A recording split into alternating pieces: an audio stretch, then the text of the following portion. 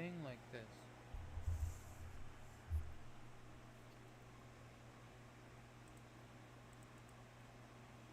There we go.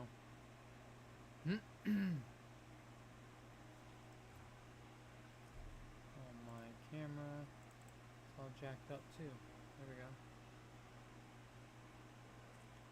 And here we go. At WrestleMania 12, Diesel, aka Kevin Nash, was heading to the ring for a match against The Undertaker.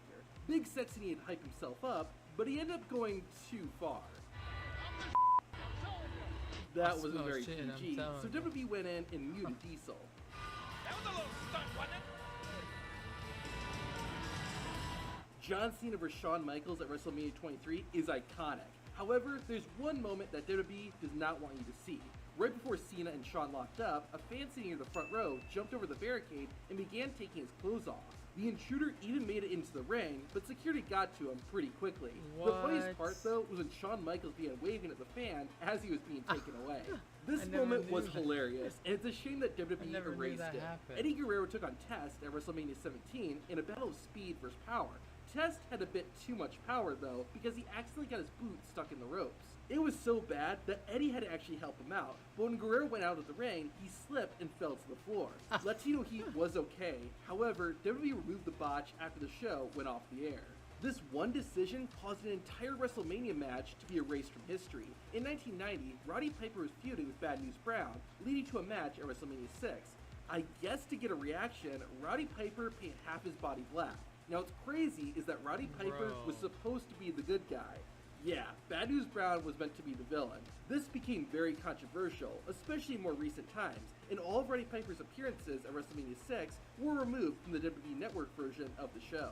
Ultimo Dragon's first and only WrestleMania appearance was memorable, but for the wrong reason. As the Cruiserweight was making his entrance, he slipped and fell. After the show was over, WWE re-edited the entrance to hide Dragon's mess up. WrestleMania 22 featured one of the best women's matches between two of the best female stars in WWE history, Trish Stratus and Mickie James.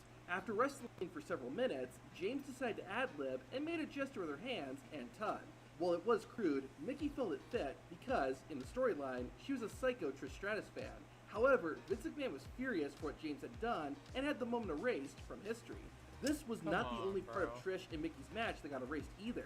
Shortly after making the gesture, James attempted to hit Stratusfaction, but the move was botched. WWE ended up editing out the entire mess up in later versions of WrestleMania 22. You're either going to think WWE is cheap for erasing this moment, or you'll think it's a smart business decision. At WrestleMania 19 in 2003, singer Ashanti sang America the Beautiful to open the show. Oh, beautiful for spacious skies. However, WWE removed this performance from all future versions of WrestleMania 19. Why did they do it? To avoid having to pay Ashanti royalties. Chris Benoit, in general, is someone WWE usually doesn't associate with due to his murder-suicide in 2007. There are plenty of moments WWE has ignored or completely removed due to them involving Benoit, and WrestleMania is no different.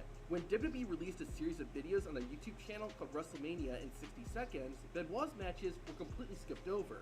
On their website, WWE has released photo galleries of every WrestleMania, but they do not include any pictures from Chris Benoit's matches, even when he was in the main event of WrestleMania 20.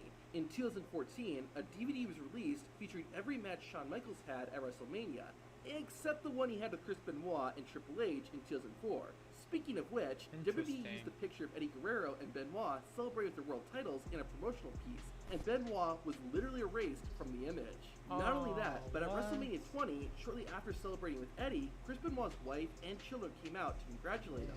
After the murder-suicide, this moment was erased from WrestleMania 20.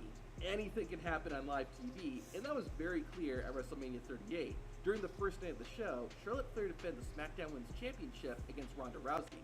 The match got a bit too physical though, and Charlotte suffered a wardrobe malfunction and revealed a bit too much. As expected, WWE was quick to remove any evidence that this ever happened. Now this moment is weird. Before WrestleMania 37 started, the arena got rained out. This caused everything to be wet and led to a funny blooper. While Mandy Rose was making her entrance with Dana Brooke, the Golden Goddess slipped and fell on the ramp.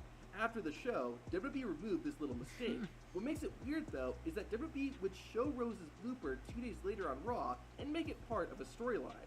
Do they want us to forget about it or not? I honestly don't know why WWE felt the need to remove this. After not competing at WrestleMania in 5 years, Shawn Michaels returned to the grand stage of the Mall at WrestleMania 19. Michaels' opponent was Chris Jericho.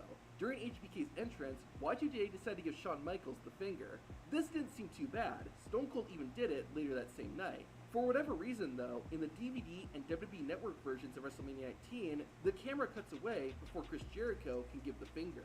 Why did WWE do Elias like this? For WrestleMania 35, Elias did a special performance. However, the crowd liked it so much that Ezekiel's brother decided to do an encore by playing Seven Nation Army by White Stripes.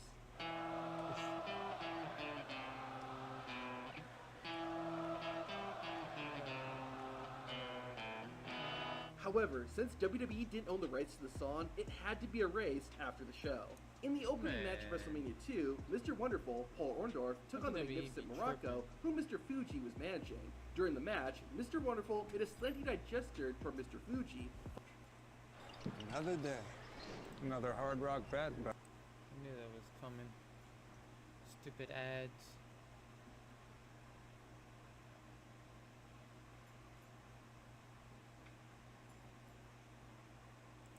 Followed by an Italian salute. When the match appeared on the WWE Network, this was edited out so that Paul Orndorff's actions wouldn't be seen.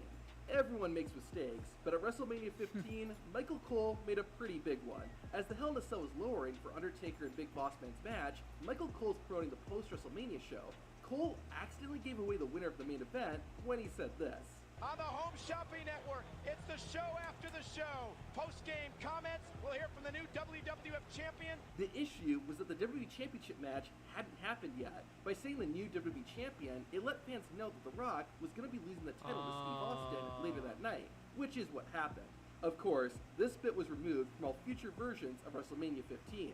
WrestleMania usually kicks off with a patriotic musical performance. For WrestleMania 14, WWE did something a bit different, and the DX Band performed the Star Spangled Banner and America the Beautiful, and just take a listen. Oh, say, can you see? By the dawn turning light. The performance was what? booed instantly, and it's not hard to understand why. The DX Band's rendition of the song was so awful that it was only shown on the live pay-per-view and never again. I feel secondhand embarrassment for this guy. WrestleMania 26 was the last time a Money in the Bank ladder match took place at the grandest stage of them all. The wrestlers involved went all out too, and the match is filled with some really cool moments. While WWE wants you to remember those, there's one moment they have erased. When the winner of the match, Jack Swagger, went to grab the briefcase, he had some trouble pulling it down. If you watch it on the WWE Network or DVD, it looks like he pulled it down pretty fast. However, if you see the live version, it takes the All-American American roughly 15 seconds to get the briefcase off the hook. History was made at WrestleMania 32 when the Divas Championship was retired and the women's title was introduced. This also marked the end of the term diva in WWE, and the female wrestlers would now be referred to as superstars. The kickoff panel reacted to the announcement, and nothing seemed that controversial. However, after the event, the panel's reaction was removed from the WWE Network version of the kickoff show. It might have been because Renee Young sort of attacked the word diva, and WWE could have felt like it made them look bad. To see WWE superstars getting rid of that diva acronym. During a non-televised WWE event, a female fan did something to Randy Orton that no one should ever do. To see what happened, watch the video on screen. Is that the end?